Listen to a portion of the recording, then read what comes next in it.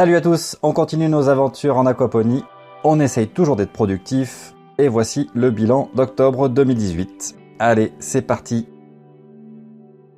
Alors, dans la série Les plantes sont costauds, j'avais des graines de piment qui ne poussaient pas. J'avais fait ma petite technique des sachets, il y avait une vidéo là-dessus. Finalement, j'ai réussi à faire des semis, j'ai planté dans le bac, il y avait une plante, que j'ai ensuite transplantée, elle avait perdu pas mal de feuilles, mais au final, j'ai quand même quelques jolis piments. On va mettre tout ça dans de l'eau vinaigrée au frigo, comme les cornichons. Alors voilà un petit état des lieux au milieu du mois d'octobre. J'ai planté pas mal de semis de salades, vous voyez sur le radeau. Donc c'est des salades qui sont vraiment toutes petites. Les racines n'étaient pas super grandes, mais comme je devais m'absenter pendant un moment, j'ai pas eu d'autre choix que de planter tout ça. Et on verra dans la vidéo de fin de mois qu'est-ce que ça a donné. Pareil dans le NFT, les plantes sont assez petites, sauf les blettes qui commencent à bien prendre. Alors avant de partir, j'ai fait un petit peu de ménage. Il y avait donc un gros basilic dans le NFT qui m'avait d'ailleurs bouché le tube. C'est un des gros problèmes en NFT. Qui dit bouché dit perte d'eau évidemment. Et voilà ce que ça donne à droite quand vous l'enlevez. Donc il faut tirer fort. Et voilà pourquoi ça bouche. Parce que le basilic fait beaucoup de racines. Comme il était en bonne santé, ça avait tout bouché. Idem pour mon super basilic du radeau. Alors celui-là m'en a donné des centaines de grammes. Je l'ai enlevé avant de partir. Vous voyez, dès qu'il fait un peu froid, il périclite. Donc j'ai pas réussi évidemment à tirer les racines par le haut. Vous voyez à droite la taille des racines, c'est un peu trop gros. Donc il a fallu que je casse l'arbre et que je soulève le radeau pour pouvoir tirer toutes les racines. Conclusion, le basilic en radeau, pas de souci. Le basilic en NFT, méfiance. Et nous voilà rendus fin du mois d'octobre. Donc la serre n'a pas été visitée depuis presque 2 semaines. On va découvrir ce que ça donne. La poirée a bien grossi, on voit des belles feuilles là. J'en avais prélevé quelques-unes avant de partir. Vous voyez, une belle couleur. Le basilic de derrière a périclité. Je lui avais laissé sa chance, mais il a fait trop froid. C'est descendu un peu moins de 10 degrés dans la serre. On voit les épinards, les petites laitues qui ont quand même bien poussé. Du côté du radeau, écoutez, il y avait peu de racines, mais finalement, ça a donné des jolis petits plants. Il y en a un peu partout, et ça a bien poussé. Donc ça, c'est cool.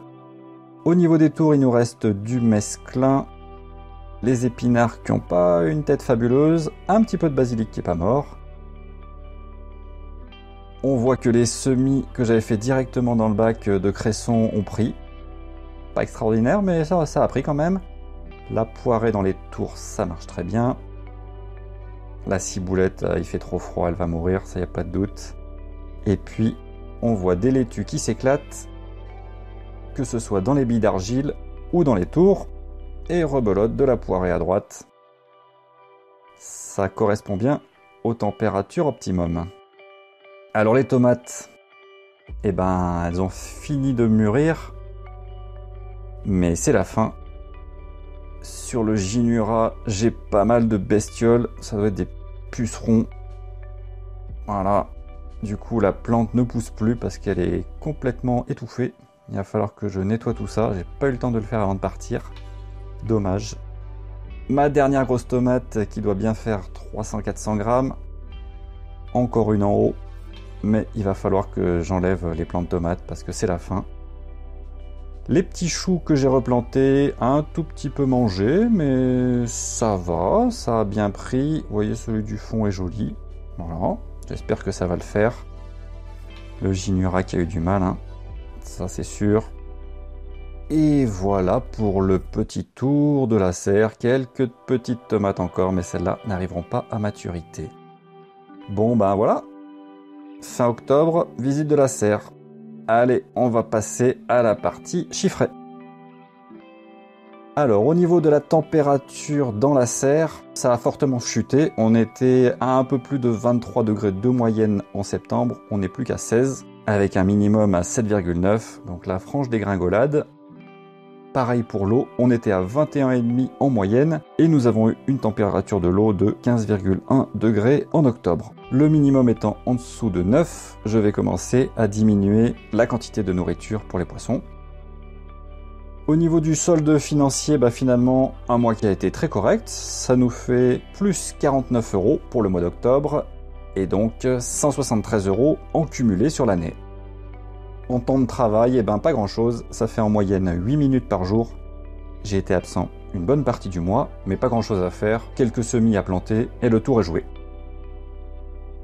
Et enfin, comme d'habitude, on va faire un petit bilan sur la récolte. Alors, qu'est-ce que j'ai récolté? Une laitue. Et oui, je suis un peu en retard sur les semis, ça se voit. 10 grammes de persil, j'ai un plant qui a résisté.